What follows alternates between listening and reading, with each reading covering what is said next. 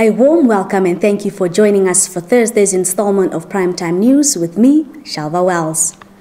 In our top story, Kenneth Kaunda, Zambia's founding president and liberation hero, has died at the age of 97 at a military hospital in Lusaka, where he was being treated for pneumonia, his son Gambaraka said on Wednesday. Kaunda ruled Zambia from 1964, when the southern African nation won its independence from Britain, until 1991, and afterwards became one of Africa's most committed activists against HIV and AIDS. More to follow on this developing story. Back home, Minister of Health and Social Services Dr. Kalumbi Shangula today announced that Namibia has recorded 2,075 new COVID-19 cases as of yesterday, bringing the total number of confirmed cases to 69,096. The cases had a gender distribution of 900 males and 1,164 females between the ages of 3 days and 93 years.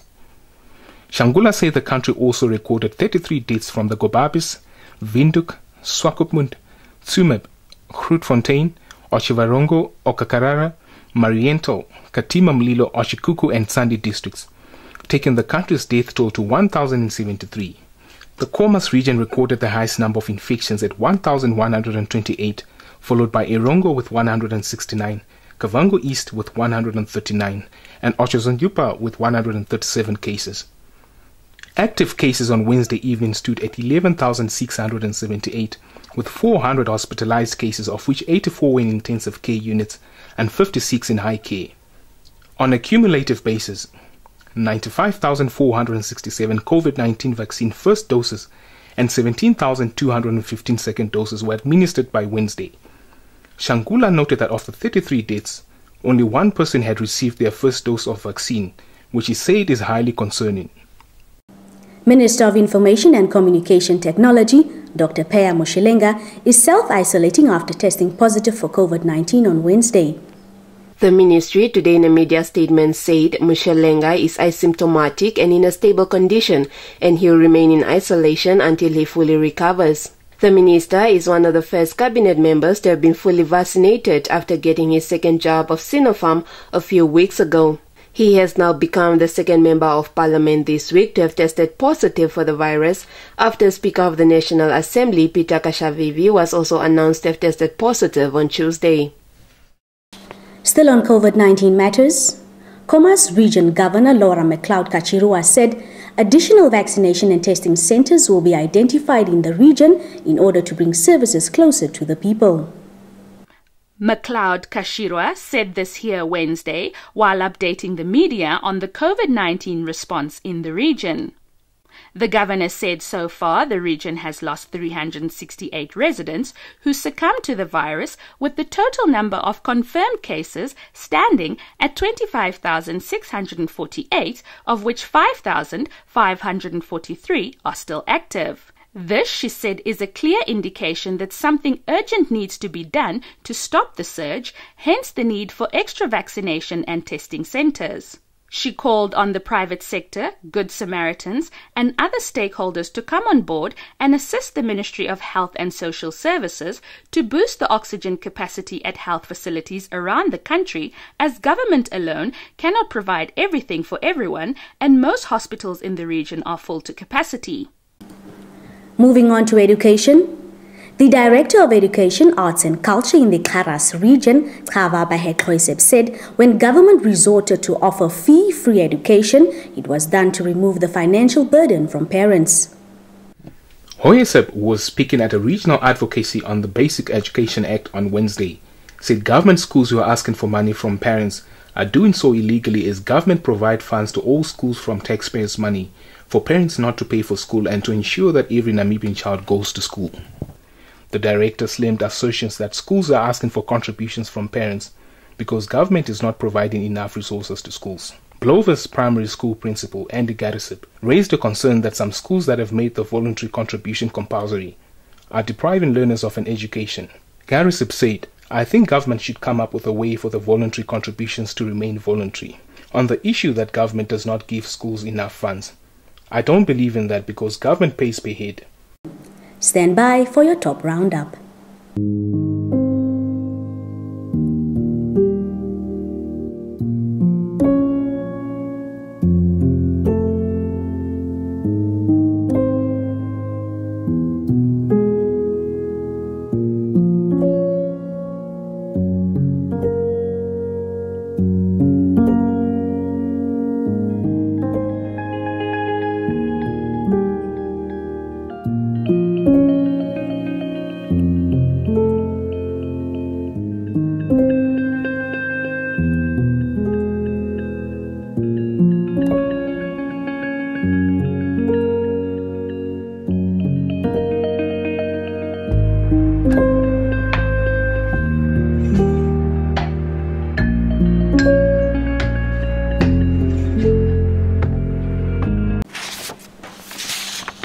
Welcome back.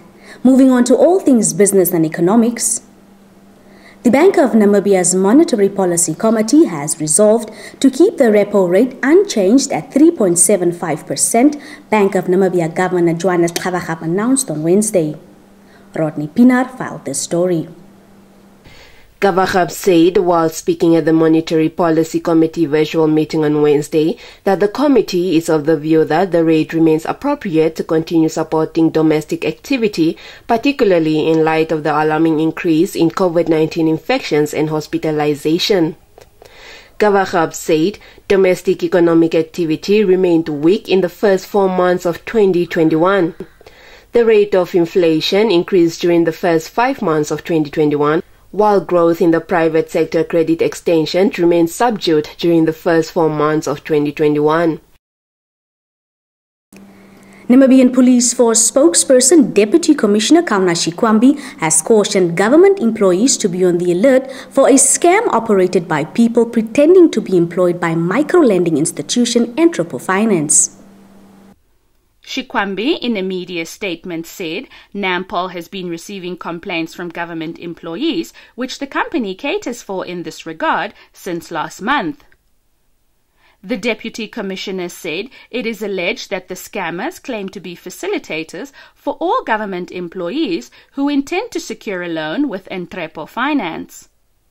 They claim to be able to nullify the loan transaction once it is granted, provided the lenders give them 50% of the borrowed money as a token of appreciation. Shikwambi said Nampol would like to warn the public, government employees, and would-be suspects to desist from defrauding institutions. She added that it must be understood that any employee who consents to the nullification of a formal loan from a recognized institution becomes an accomplice in the commission of a crime. Entrepo Finance spokesperson Emma Hausiku declined to comment when contacted. It's time for the Business and Economics Roundup.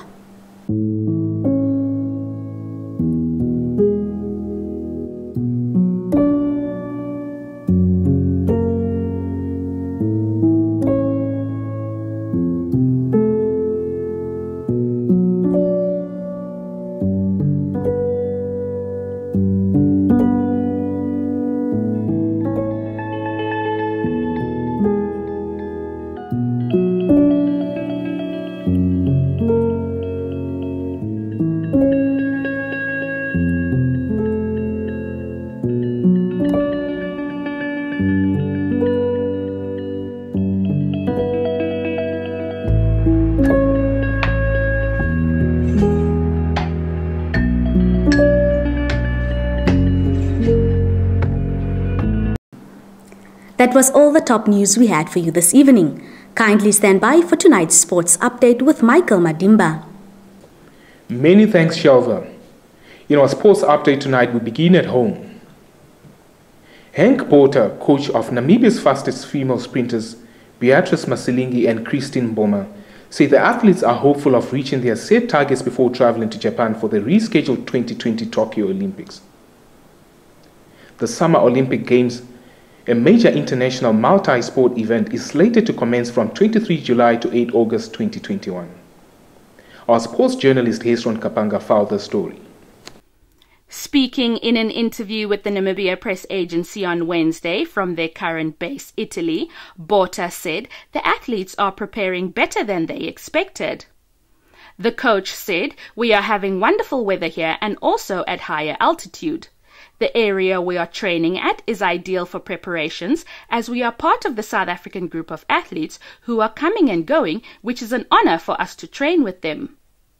Botha added that as far as preparation is concerned, Masilingi and Mboma are healthy and strong. He added that this weekend, Christine is going to run in Madrid, Spain, where she will face Zambian athlete Gina Bass, and will see if Gina will allow her to win again, as she did 2 weeks ago. Meanwhile, Masilingi will be running in Poland on Sunday in the 400-meter, an event she last competed in at the National Championships in Windhoek this year. Moving on to football. The Brave Warriors were drawn into Group C at the 20th COSAFA 2021 Cup draw, which took place at Nelson Mandela Bay City in South Africa on Thursday. Marco Ndlovu compiled this report. The Brave Warriors were drawn into Group C at the 20th Council of Southern African Football Associations COSAFA 2021 Cup Draw, which took place at Nelson Mandela Bay City today. Group C is arguably the toughest group as it features six-time COSAFA champion Zimbabwe, Confederation of African Football CAF, #1 ranked nation Senegal and Mozambique, who lost the 2015 final to the Brave Warriors in Polokwane, South Africa. The tournament will take place from 7 to 18 July 2021 and comes at the back of the cancellation of the 2020 event due to the COVID-19 outbreak last year. The competition will take on a new format for 2021 with the 12 teams split into 3 groups each containing 4 teams. That means each side is guaranteed 3 games up to a maximum of 5, which will provide vital preparation for those national teams involved in the 2022 FIFA World Cup qualifiers later this year. There will be no plate competition. We've come to the end of tonight's bulletin. Well, thank you for tuning in. As always, give us a thumbs up and share. If you're new to this channel, please don't forget to subscribe. Also, click on the notifications bell to stay abreast with the latest happenings locally and globally. Catch us for the week's last edition of Primetime News tomorrow. From myself and the entire production team, keep well and keep safe. Good night.